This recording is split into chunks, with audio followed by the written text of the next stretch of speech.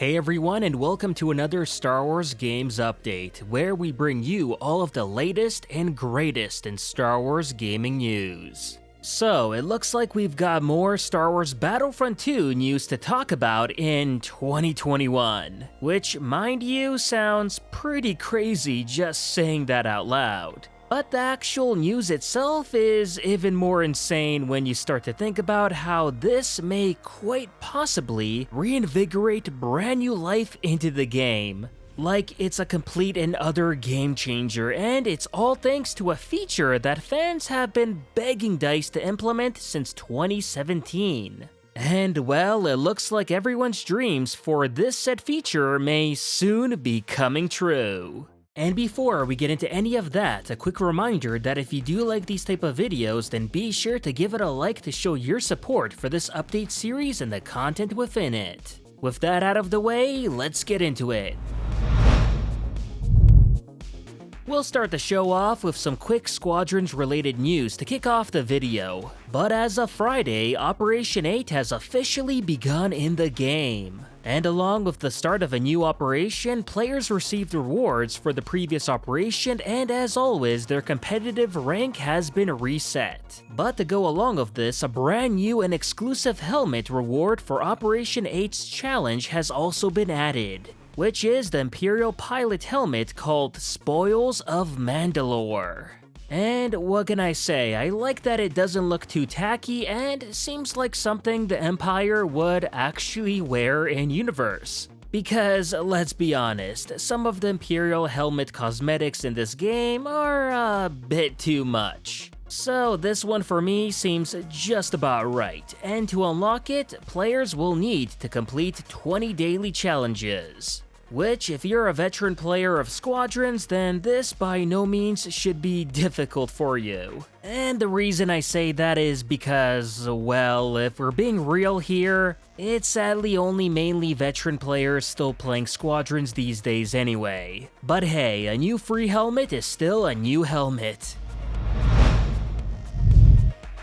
Star Wars Hunters came out with a brand new trailer this week to help further get the word out about the game's existence. And to be fair, it's a pretty good trailer. It's not too short or not too long. It helps familiarize players with some of the key hunters available in the game, and yeah, if you couldn't tell yet, it's really heavy with those Overwatch vibes. Like for example, them introducing a new mode in this trailer where one team defends some cargo while the other team tries to attack it. You know, pretty much Overwatch's escort mode, and like I said before, Hunters is by no means trying to shy away from essentially being a mobile version of Overwatch but with a Star Wars skin. And if anything, they're more than fully embracing it now.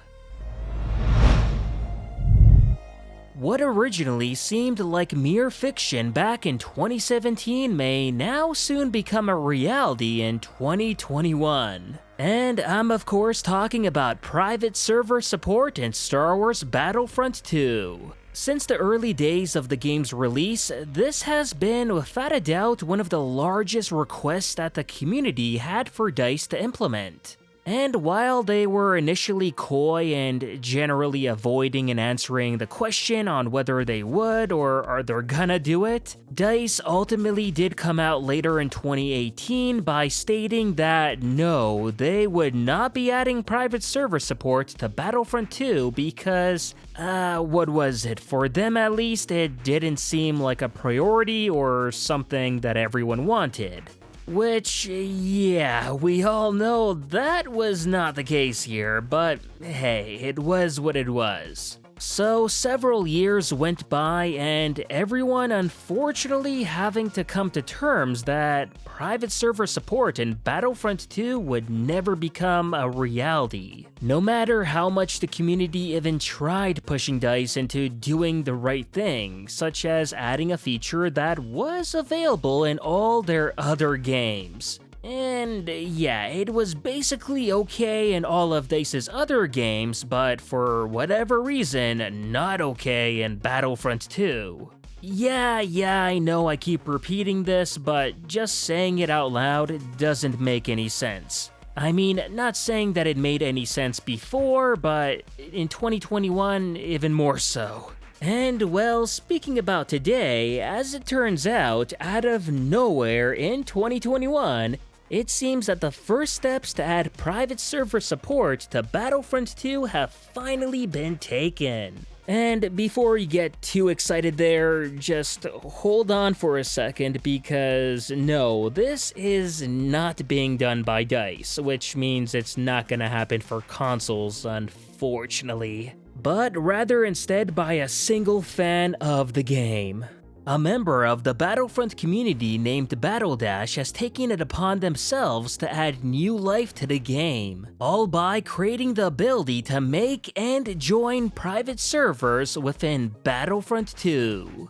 According to BattleDash, aside from this, one of the other main reasons that motivated them to develop private server support is largely due to, you guessed it, the still ongoing hacker problem on PC. While they're not as prevalent like they were back in Battlefront 2's heyday, they're still around. Hackers keep joining almost every server they can just to ruin everyone's fun, and until now, there has never been anything players have been able to do about it. But that's the absolute beauty of private servers, because with them, players will now be able to kick out the hacker from the server, either by voting on it or the admin manually doing it themselves, or heck, even automatically doing it thanks to a server bot. Pretty much almost anything is possible with private servers where players can actually determine the settings of them and who gets to play in them. And that's only but a small bonus in regards to this, as the real creme de la creme when it comes to private servers is the ability to allow players to absolutely customize game settings to their heart's content. Like being able to host games and have all the players in the server play with the exact same mods.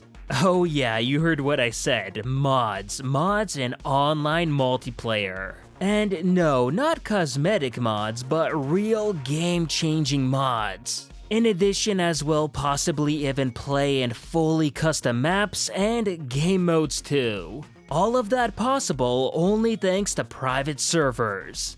Basically, the sky would be the limit with private server support. And that's why this is such a game changer when it comes to reinvigorating Battlefront 2's multiplayer life. I mean, just imagine joining a Clone Wars specific server, where the game is being played on a custom map like Mandalore for example, and on one side you have such custom heroes and reinforcements like Ahsoka, Bo-Katan, Rex, Vaughn, Gar-Saxon, you name it. And pretty much relive the Siege of Mandalore and have it be clones versus Maul's Mandalorians.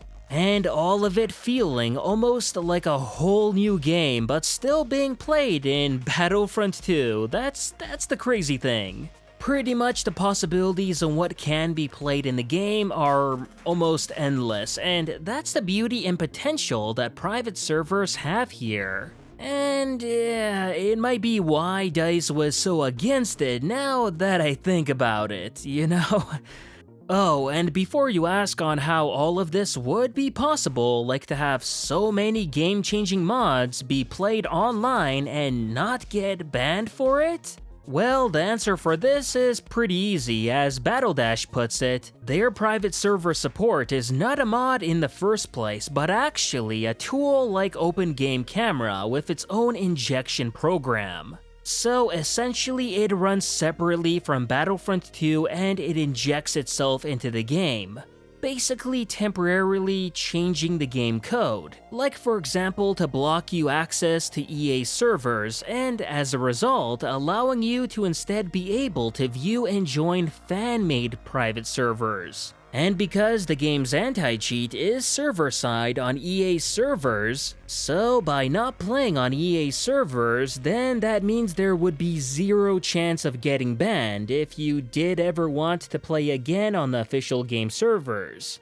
Now, of course, before we all get too excited over this amazing project, Battle Dash reminded us that private server support is still very much a work in progress right now, and still has a lot of work and testing that needs to be done before it's a finished product. But having said that, the good news is that so far they've yet to find any gameplay changing mods that don't work on the private servers, and that a release date for a beta shouldn't be too far off too.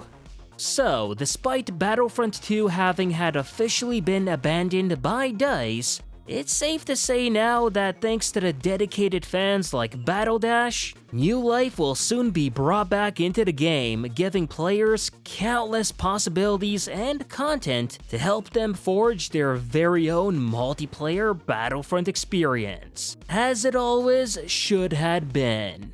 And that will do it for this Star Wars Games update. As always, if you enjoyed this video, please like, share it, and subscribe to the channel to not only support it, but to keep up with Star Wars news, gaming, and canon lore released every week. And consider following me on Twitter and Facebook to never miss out on the latest Star Wars content. Thanks for watching, and may the Force be with you.